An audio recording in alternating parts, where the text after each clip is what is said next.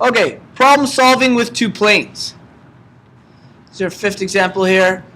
It says determine the equation of a line that passes through this point and is parallel to the line of intersection of plane 1 and plane 2. Okay, so let's again try to visualize what we're doing here. Here's our plane 1, we'll call this. Plane 2. And here's the important part. We know that when they intersect these two planes, they create a line. Well, this same line is going to be parallel to another line that's going through point P, which is at 5, -2, and 3. Okay? So they actually want the equation of this line over here. There you go. So that line is going to be parallel to the line of intersection. Well, let's find the line of intersection between the two planes. Once we have the line of intersection, we know that its direction vector will be the same as this line, and we already have a point, so we'll be able to put it into vector form. So to find the line of intersection again, if you actually look, our plane number 2 is missing a variable. Okay? So since plane 2 is missing a variable, we're going to set a parameter right off the bat. Again, you can set the parameter any which way you like. We're going to set it to z in this case. So our parameter is going to be that our z, so parametric form of that line, already z is equal to, let's call it s this time. Well, since that's the case, I'm going to plug z in, or s in for z in our equation 2. I should number those equations. Equation 1, equation 2.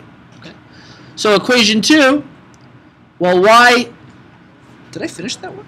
Oh, equal to 1. There we go. Y plus 2s in this case is equal to 1. Well, that means y is going to be equal to 1 minus 2s. So again, we already have two of the parametric forms.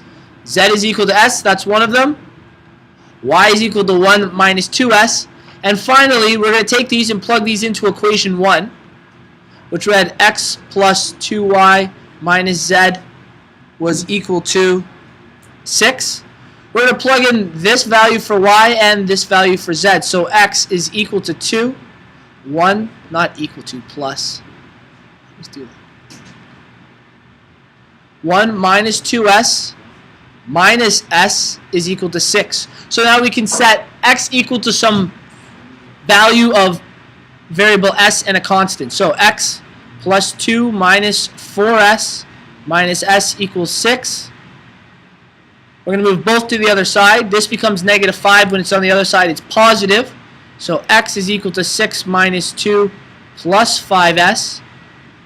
X equals 4 plus 5s. And that gives us our third parameter, 4 plus 5s.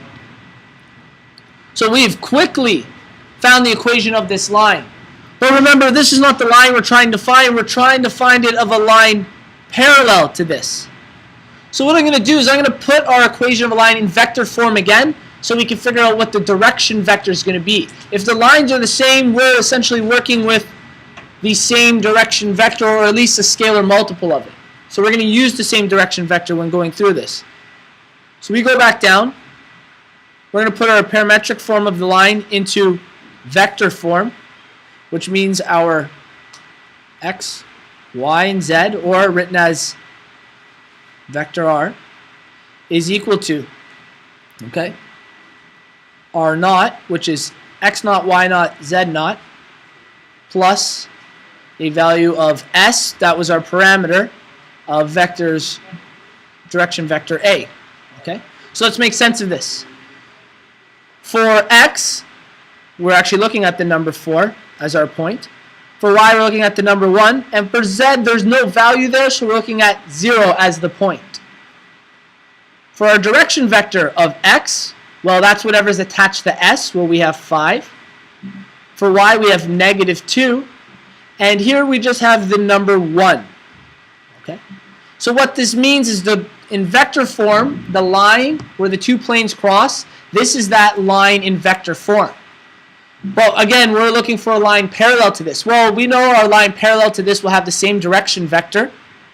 So when we go to write it in vector form, we'll be looking for some point, plus we'll use a different scalar multiple of it. We'll say t minus 2 minus 1, sorry, 5 minus 2 and positive 1.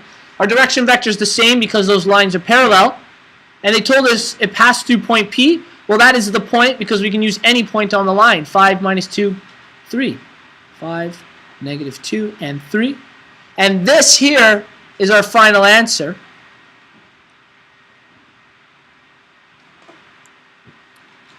This is the equation of the line that's parallel to the line where the two planes cross and goes through point P.